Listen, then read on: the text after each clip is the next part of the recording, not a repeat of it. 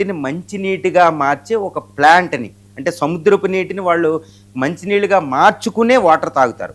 దాన్ని ఇరాన్లో అటాక్ చేసేటప్పటికి ఇరాన్ వెంటనే ఏం చేసింది, ఈ బహ్రైన్, సౌదీ అరేబియాల్లో ఉన్న, అదేవిధంగా ఖతార్లో ఉన్న 3 డీసెలనైజేషన్ ప్లాంట్లు అది అటాక్ చేసింది. ఎంతటి దారుణం అంటే, ఈ వెస్ట్ ఏషియాలో ఆయిల్ దొరుకుతుంది, గ్యాస్ దొరుకుతుంది, వాళ్ళకి ఏం కొరత అనుకుంటాం. వెస్ట్ ఏషియాకి ప్రధానమైన సమస్య ఏంటంటే నీటి కొరత. వాళ్ళు పెట్రోల్ కంటే ఎక్కువ కొరత ఉంటుంది అక్కడ. పెట్రోల్ ఈజీగా దొరికిద్ది కానీ నీళ్లు దొరకవు. అందుకని ఇస్లామిక్ సాంప్రదాయాలు ఒకటి ఉంటుంది, ఒకటే పెద్ద ప్లేట్లో పెట్టుకుని ఎక్కువ మంది తింటూ ఉంటారు.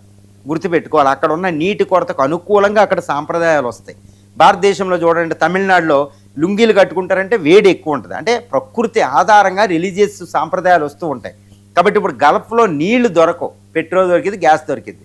ఇప్పుడు ఆ ప్రాంతంలో నీటి వార్స్ అనేవి చాలా డేంజర్. పెట్రోల్ మీద ఎన్ని యుద్ధాలు జరిగినా ఏదోటి మళ్ళీ భూమిలోంచి వాళ్ళు తీసుకుంటారు, పునరుద్ధరించుకుంటారు. కానీ నీటి యుద్ధాలు ఆ జీవితాలని, అసలు కోట్ల మంది ప్రజల్ని ఈరోజు నీటి కొరతగా నీరు కిటికి దూరం చేస్తూ తాగడానికి కూడా నీళ్లు చుక్కలేవు. ఎందుకంటే మొత్తం గల్ఫ్ ప్రాంతంలో 400 డీసెలనైజేషన్ ప్లాంట్స్ ఉంటాయండి. ఎంత డేంజర్ అంటే, ఈ అటాకులు చేసుకుంటే ఒక్కో డజన్ల కొద్దీ డీసెలనైజేషన్ ప్లాంట్ల మీద అటాక్ చేస్తే మాత్రం ఇంకా ఆ ప్రాంతంలో లక్షలాది మంది చనిపోవచ్చు. ముఖ్యంగా ఈ సమ్మర్లో, ఈ సమ్మరు ఎల్నినో ఎఫెక్ట్ ఉంది ప్రపంచవ్యాప్తంగా, ఉష్ణోగ్రతలు ఎక్కువ ఉంటాయి.